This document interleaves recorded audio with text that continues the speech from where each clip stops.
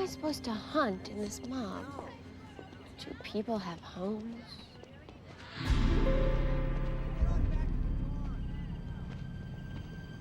Eddie?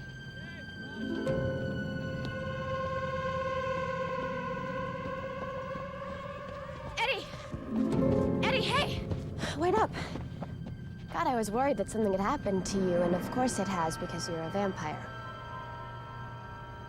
I'm sorry. I'm not.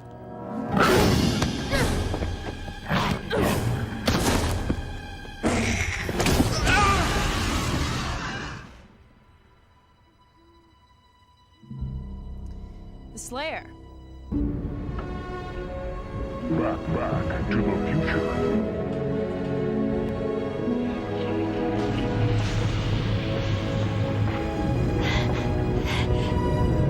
Qu'est-ce que tu attends? Buffy, c'est trop tard.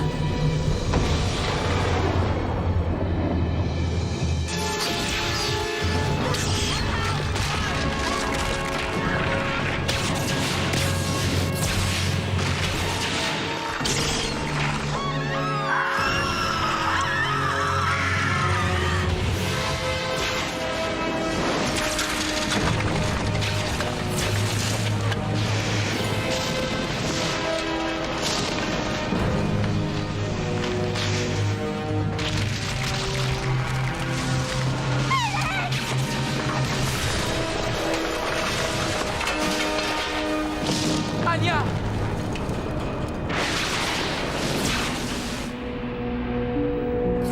Je suis désolée. Non, ce n'est pas grave. Mais qu'est-ce que tu fais? Il faut que je me jette dans la source d'énergie. Ça te tuerait sur le champ. Oui, je le sais. Buffy, je sais tout à propos du rituel. Il faut que j'arrête ça maintenant. Non. C'est la seule solution, regarde ce qui se passe.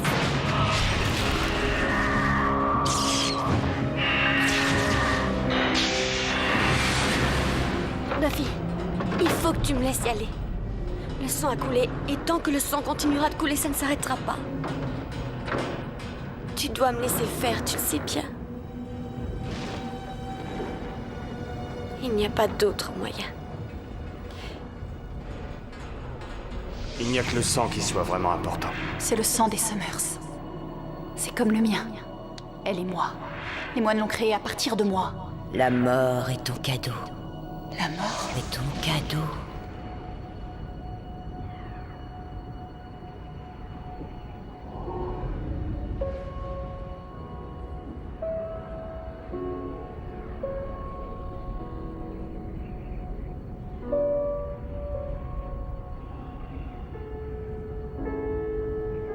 Buffy. Non, Si, Dawn, il le faut. non.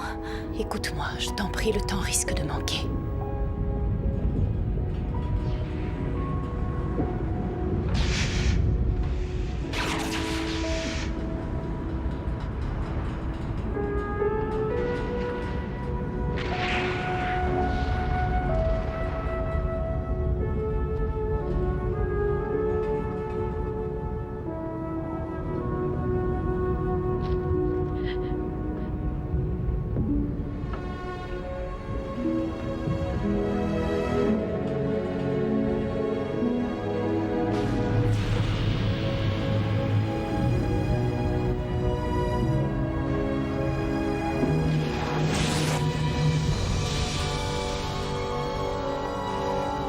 Écoute-moi, Dawn, s'il te plaît.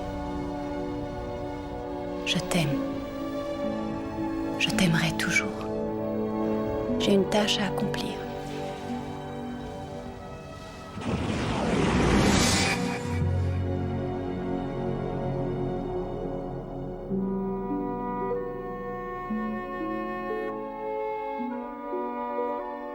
Dis à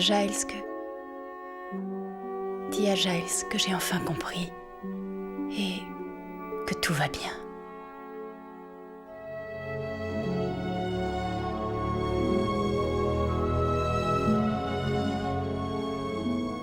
Dis à mes amis que je les aime.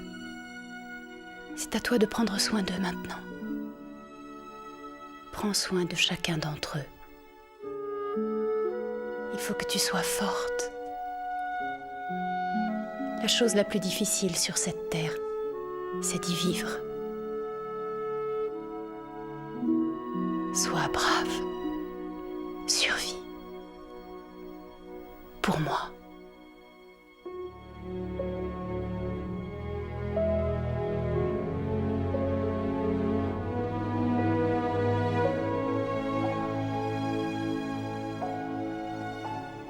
Buffy Ann Summers, 1981-2001. Sœur bien-aimée, amie dévouée. Elle a souvent sauvé le monde. Allez, on vous...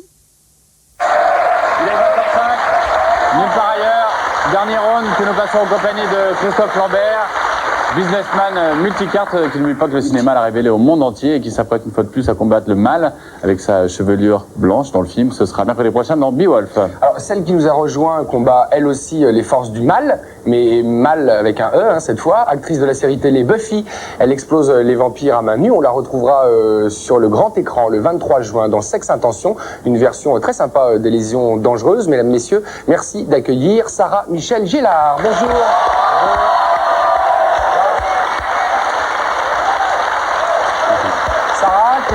Christophe, Sarah, vous connaissez Sarah, Christophe?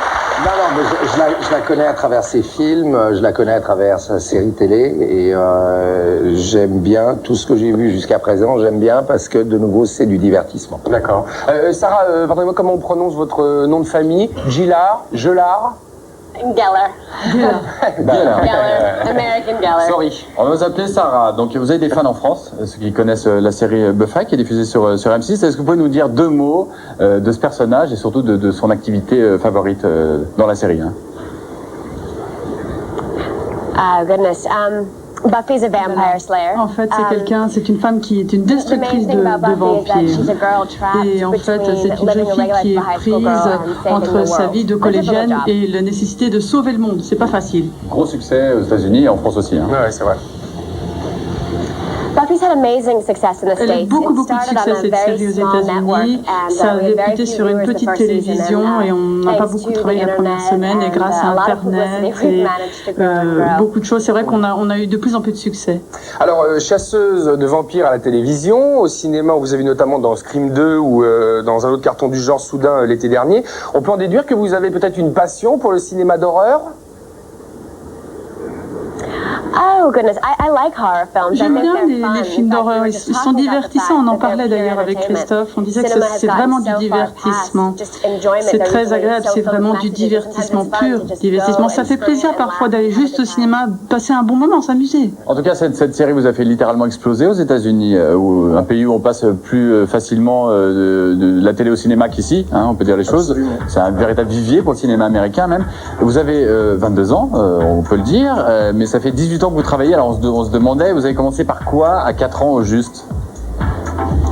My first job was La première fois que j'ai travaillé, c'était en fait un film avec Valérie Harbour.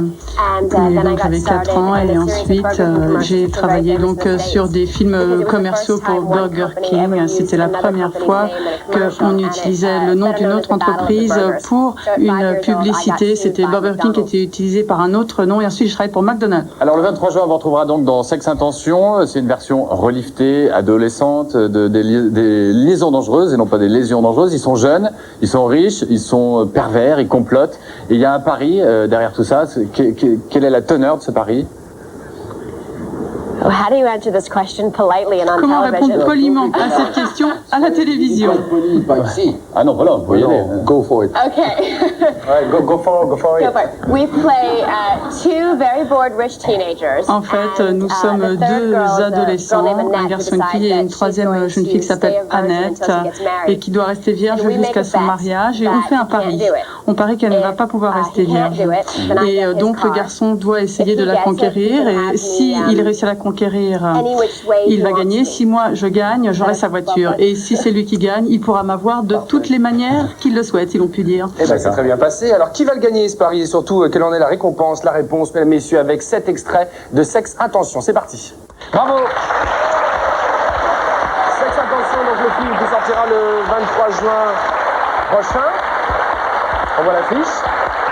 Alors, on aimerait vous poser une question. Est-ce que peut-être vous avez déjà fait des paris de ce genre pour conquérir un garçon? Oh no, and if I had, it wouldn't be one I talk about on Et puis, de toute television. façon, si j'avais fait, je n'en parlerais pas à la télévision. D'accord, pardonnez-moi. Et vous, Christophe, peut-être un pari avec un pote pour essayer de conquérir une jeune fille? Non, non, non, non, mais mais qu'est-ce que Il est sceptique, il est sceptique. Non, moi je suis timide. Je suis timide. Moi j'aime qu'on me drague moi. Je sais pas draguer. Je sais vraiment pas draguer. J'ai jamais su draguer. En plus, c'est jamais un truc qui m'a intéressé parce que je trouve que ça déséquilibre les deux personnages. Je veux dire, une femme, c'est pas un objet qu'on drague. C'est quelqu'un qu'on respecte, c'est quelqu'un avec qui on a envie d'être bien. Draguer, ça veut pas dire... Mais déjà, vous êtes en train de Draguer, draguer. à partir du moment où on a l'optique de se dire tu prends un verre avec moi, ça veut déjà dire qu'on se positionne supérieurement. C'est ridicule. Ouais. Non, c'est une conversation, c'est un dialogue, c'est quelque chose. Et puis après le reste, exactement comme dit Sarah, ça se passe dans une chambre à coucher, on n'en parle pas à la télé. C'est tellement beau et franc que je ferais Non, bien, tu comprends ce que je ferais bien une minute de silence là, franchement, je suis ému. Hein. Alors, Sexe Attention, on l'a dit, c'est une manière de revisiter les liaisons dangereuses. Vous jouez la Merteuil, Catherine Merteuil, que les autres personnages du film ne vont pas tarder à appeler The Bitch, qu'on peut traduire par la salope. Est-ce que c'est un pur plaisir de jouer une vraie garce?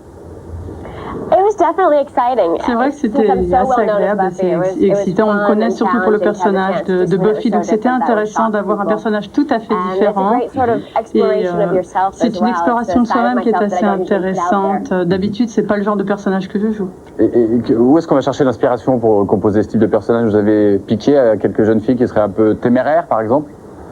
Pas vraiment, j'ai pas vraiment créé le personnage.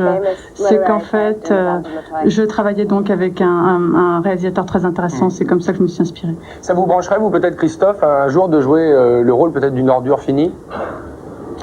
Ouais, à partir du moment où il y a quand même une raison, une profondeur, quelque chose qui le pousse à être comme ça. Je pense que de toute façon, à partir du moment où on est quelqu'un de bon dans la vie, on a forcément quelque chose, le noir et le blanc. Forcément, c'est attractif. Simplement, il faut pas que ce soit unidimensionnel. Il faut pas que ce soit simplement pour être un salaud, pour être une salope. Mais bien sûr, c'est intéressant. C'est génial de jouer. Moi, quand je vois l'extrait et puis j'ai vu le film, quelqu'un, un tease, quelqu'un qui vous attire comme ça, je veux dire, ça vient de la bande dessinée. Ça vient le super-héros maléfique. Évidemment que c'est attractif. Un peu Vampirella. Et par moments, vous avez des répliques assez crues hein, dans le film. Par exemple, tu la mettras où tu veux. On va pas dire de quoi il s'agit, mais tout le monde va comprendre. Et alors, d'ici, on a une idée. De la voiture. Absolument. Tu la gareras où tu veux. D'ici, on a une idée. Vous allez nous dire, peut-être, Christophe, qu'on se trompe, mais assez puritaine de l'Amérique. Est-ce que le film, qui a remporté un franc succès là-bas, plus de 40 millions de dollars de recettes, est-ce que le film a choqué, je sais pas, certaines ligues de vertu ou certaines couches de la population américaine? Je m'attendais en fait à ce que la réaction soit pire que ce qu'elle a été, puisque les Américains ne sont pas toujours très ouverts d'esprit, mais ils ont compris l'histoire, je pense, et en fait cette histoire, elle a été remise au goût du jour, et c'est des personnages qui étaient choquants au 18e. Qu'ils soient choquants aujourd'hui, ça serait inexcusable, mais comme on savait que c'était une adaptation de personnages du passé, je pense que c'est peut-être pour ça que c'est mieux passé, et c'est comme ça que c'est passé. Et est-ce que vous avez visionné avant le tournage les précédentes versions ciné des Liaisons dangereuses? Oui, j'ai vu les trois versions, la version française des années 60 et les deux versions américaines. J'ai lu l'ouvrage, bien sûr, j'ai lu le roman, et j'ai d'ailleurs reçu une première édition. Ah ouais. Alors, Roger Vadim, Une seconde, vous allez rester à nos côtés. Sarah, on va vous voir où prochainement? Oh goodness, we're about to start the fourth On est season en of train Buffy de in lancer les America, and 4 that's saisons de supposed to Buffy right aux now. États-Unis, donc ce sera la prochaine production. et au cinéma? I learned something from doing this movie, and that Ce film m'a appris quelque chose, et en fait, je vais attendre de trouver un film qui me plaît vraiment, dont les personnages me plaisent. Je ne veux pas faire d'autres films avant cela, donc j'attends. D'accord. Sage décision, non? C'est une très bonne décision, elle a raison. Il faut savoir Sur attendre au un peu. niveau, non, et puis c'est pas ça, c'est de trouver le scénario qu'elle a envie de faire. Bah, ouais, c'est vrai. C'est l'heure de la musique. C'est l'heure de la musique, vous restez. Vous aimez les vampires. Et voici un autre vampire du rock, c'est Alice Cooper. Alice Cooper, voilà. Donc c'est... Figurez-vous que c'est un des très bons amis de mes parents, en fait. Ah bah très bien.